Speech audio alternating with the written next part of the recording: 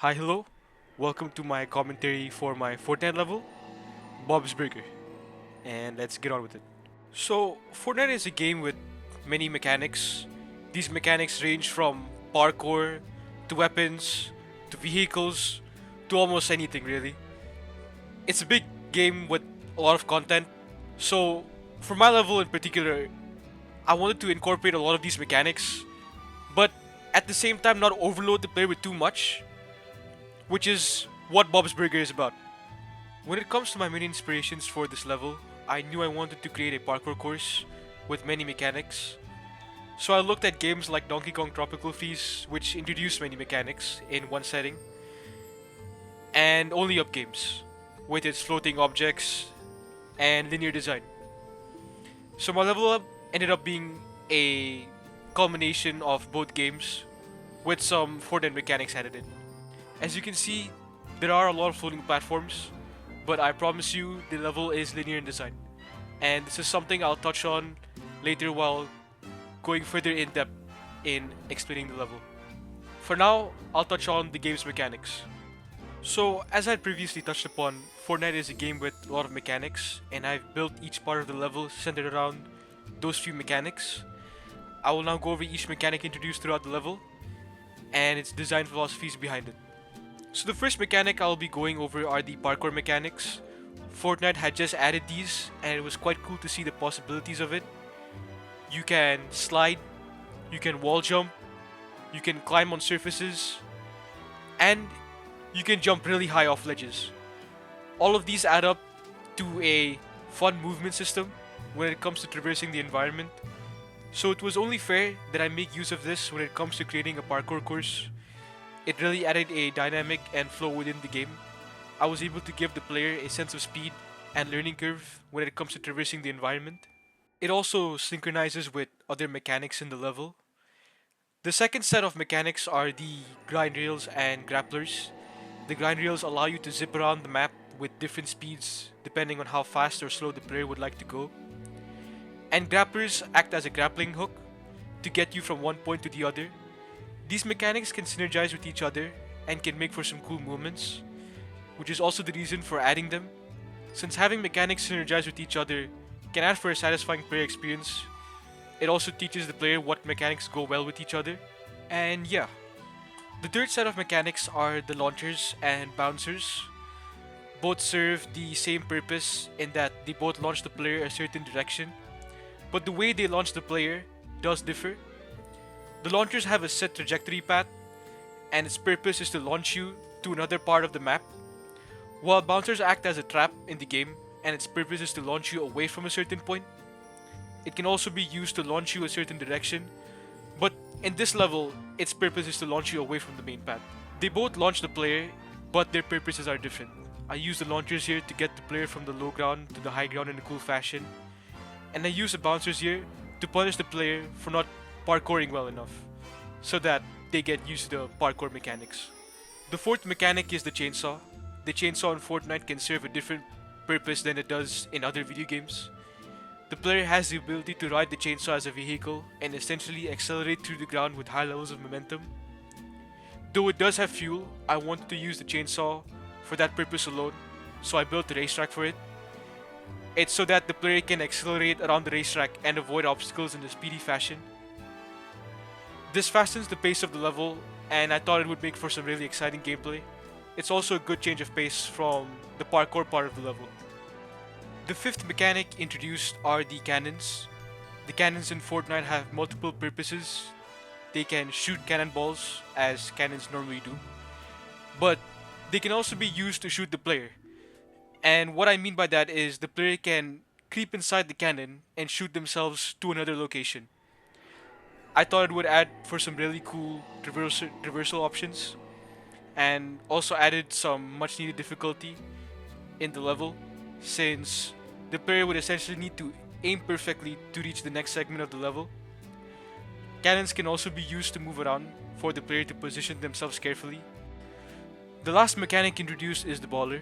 The baller is a vehicle that can attach itself to surfaces and swing around. It also has a booster to help it gain momentum as well as reach other surfaces. This is introduced in the last part of the level and is a change of pace from the challenging cannon segment. I introduced this mechanic now since I wanted the player to have a little fun before the end of the level, and adding another layer of difficulty might have been too much for the player, especially since the player just crossed the challenging cannon part. And yeah, those are all the mechanics in my level. I will now go over each part of the level and how each mechanic and design decision plays a role in the level. So, Bob's Burger is named Bob's Burger because of the floating burger as seen in the footage. The entire level is centered around this burger and it acts as a landmark for the player to get to. It also looks really cool aesthetically and makes the player wonder on what could really be there. It essentially gives the player motivation to make it there. This level is made for semi-experienced players in Fortnite, and it does contain mechanics the player should know before encountering the level. But I have also taken into account newcomers to Fortnite, and I will explain on how I teach the player these mechanics introduced in the level, and how I don't bombard the player with too much. So, this level is made up of 3 layers: the low ground, mid ground, and the high ground. I will now be going over the low ground. So when the player starts, there are a bunch of floating buildings everywhere. When you look up, you see a floating burger, which can intrigue the player. It could be a landmark of some sort or a place you could eventually go to. With this motivation, the player can go down the hole. There are insta-kill walls at the side so it does not confuse the player on where to go. This also helps funnel the experience. The player can drop down on the bouncers and repeat this process again on the next platform. You eventually come up to the next part and are faced with a couple of platforms and walls. I have used color theory in the design here. Most of the platforms in the level are yellow or have glowing billboards so the player knows what they can stand on. There are bouncers which were introduced previously to the player. This was done to teach the player on what the bouncer can do. And since one is facing the opposite direction, it is clear in what direction it will bounce the player, which is the opposite. So the player has to use parkour mechanics to traverse this segment. You have to use the wall here to wall jump, and until you don't learn how to perform it, the bouncer bounces you back. This is done to teach the player on how to use the parkour mechanics properly. I used the bouncer and not a spike trap here as I thought it would be too punishing for the player to die and respawn. Instead, I could punish the player and make the process faster and less annoying. Just thought it would help. So the purpose of the bouncer essentially acted as a forgiveness mechanic. After making it through this segment, there is a grapple hook which the player can find, and it's self-explanatory. It can grapple to places. The player has to then wall jump and get to the grind rail to reach the next point. There are glowing billboards for the player to grapple to. This won't have a 100% success rate all the time, which is fine. I wanted a bit of a challenge when traversing a level. As the player grapples to the next point, there are bouncers to bounce you and allow you to grapple to the next billboard. I have kept extra billboards at the top since the grapple hook has a lot of momentum and can essentially launch you off. So the extra billboards act as a safety net. The player then reaches to the top and grabs the next checkpoint. This checkpoint takes away the grappler, since the grappler would trivialize the level later on, and I wanted the player to use other mechanics introduced in the level instead of just abusing one mechanic. You will also see this trend in other layers of the level. Each mechanic is introduced once at a time, and each segment has at a maximum 2 mechanics that you would have to use to beat the segment. This helps teach the player and does not bombard the player with too much at once. The level also being linear in design also helps with keeping the player experience simple. The player then encounters the launchers. These launchers have a set trajectory path and launch the player the direction they are set. These lines as shown here are the path they are set to. I thought this was a fun way to get the player to the next stage, and it was also to keep the player excited on where you would end up, considering the fact that there are a lot of floating platforms.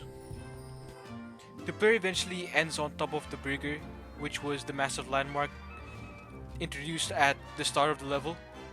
which gives the player a sense of a milestone reached. If the player looks down, there are some stairs the player can land on to enter the building. Once the player hits the next checkpoint, you have now reached the second layer of the level. Right after this, there is a short grind rail segment with some added walls to get the player moving. Since the player got used to the grind rail previously, I thought that adding some walls to keep the challenge fresh would be interesting. Right after this, the player will land on a road and will continuously take damage since there is heat around the area. This is done to motivate the player to grab the chainsaw in front of him and speed through the track. There are obstacles as well that the player will have to maneuver around so that the player doesn't get slowed down. At the end, there is another launcher to get the player to the next area. This entire segment fastens the pace of the level and turns it from a calm segment to an intense one. I thought the chainsaw was quite cool since it acted as a car, and it was cool to see it on a track. Though it did have fuel, and to counter this problem, I added a speed boost, which helps the player to gain momentum before the fuel comes back. The player then lands on this platform with multiple billboards. There is a rift the player can take, which will teleport you to the cannon segment. In this segment, the player needs to use the cannon to fire themselves to the next location. Again, there is another use of color theory with smiley platforms being colored yellow. You can also notice a cannon on the platforms which can imply the direction the player has to go. I did not want to use any markers for this part of the level, as leaving it to the player to figure out where they can go can add for a satisfying player experience. Making the player feel like it's their idea is what makes it satisfying, so I wanted to do just that by leading the player using color theory. The level being linear, as in there is only one path, also makes this less confusing. So once the player launches themselves to the next cannon segment and repeats this process again, the player will reach the last cannon segment. This last part steps up in difficulty and essentially becomes a timed launch. What I mean by this is that the player will need to go down the platform, use the cannon's momentum and get launched, and launch themselves into the rift. This segment had to go under many tests. The difficulty spike was too high, and to solve this problem, I added a box around the rift. So all the player would essentially need to do is get launched inside and then you can get to the rift. This was done since players continuously failed and found it too hard, though the idea was interesting. Another change was the arrow and the indication of where to go. This was done since players did not know where to get launched at. Though they knew they would have to go down the ramp with the cannon, they did not know where to get launched at. So this was done to give the players a hint, and it worked in the end, which was cool. After teleporting to the next rift and hitting the checkpoint, the next section is the baller segment.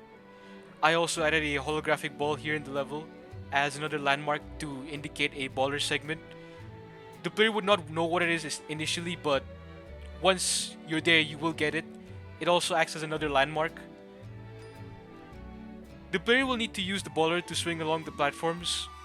You first slide on down towards the ramp and then you proceed to start swinging. I added this diamond platform so that the player can get used to how the swinging works since it's a bit wonky. The objective afterwards is clear, just swing and make it to the next point. The same billboards used for the grapple segment appear again for the baller segment since both segments require you to swing, and it just made sense for some color and shape theory to remind the player. The last segment takes place on the high ground. This segment tests the culmination of a few mechanics the player has learned before in the level. I wanted the finale to be a test of everything the player has learned so far, but I did not want to overwhelm the player so much as well. So I only brought up the baller, grind rails, and parkour bits back. The player has to first go down the shaft and then swing along the first billboard. You then get rid of the baller midair and land on the grind rails. The walls are back as well, so the player has to dodge them. At the end, there is another parkour section where the player ascends, jumps, and finally slides down towards the end of the level. Over time, I introduced one mechanic at a time throughout the level, and made each segment centered around one mechanic. This helped in designing a level with a lot of mechanics and made the player experience fresh and enjoyable. So, in conclusion, Bob's Burger is a parkour course deriving elements from movement games with its movement system, and only up games when it comes to ascending the environment with new added mechanics. The burger was a huge highlight within the entire map being centered around it. This and the combination of all the mechanics is what made it a fun experience to design. And yeah, that's it. Thank you for listening.